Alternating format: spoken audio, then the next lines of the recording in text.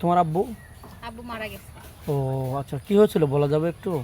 Road অ্যাক্সিডেন্টে মারা গেছে। আচ্ছা, তোমার বয়সটা কত? আমার বয়স 24। 24। যাই হোক, কতটুকু লেখাপড়া করছো? লেখাপড়া তো করতে পারি নাই। কতটুকু? 8 পাস, ব্যাচেসি পাস বা 7 পাস, কোনটা? 5 পাস? না, 4 পর্যন্ত পড়ালেখা করছি। ও, ক্লাস 4। হ্যাঁ।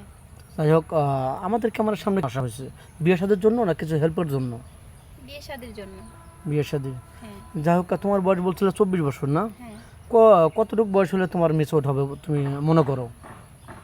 সমস্যা নেই, আমার থেকে বেশি বয়স হলে সমস্যা নেই। মানে 30, 35, 40 হলে চলবে? হ্যাঁ।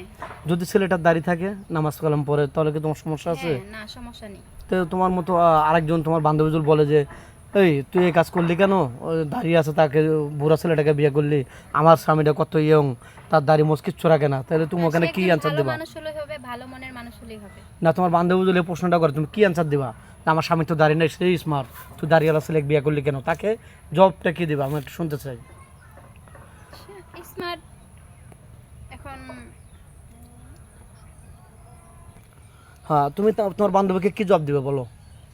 বলবো নামাজ কালাম পড়ে, সেটা তো আরো ভালো। আমাদের নবীজি তো দাড়ি রেখছে, নামাজ কালাম পড়ে। তো এরকম একজন লোক আমার জীবন আসলে এটা তো আমার জন্য ভালো।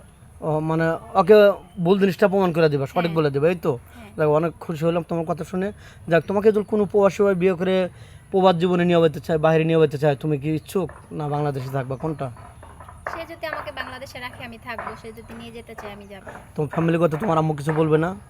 তোমাকে স্যার থাকতে পারবে না সমস্যা করবে? এটা আম্মুর সাথে কথা বলতে হবে, তার সাথে আমার যারা আমাকে ভালো লাগবে তার সাথে যোগাযোগ করলে জানবো।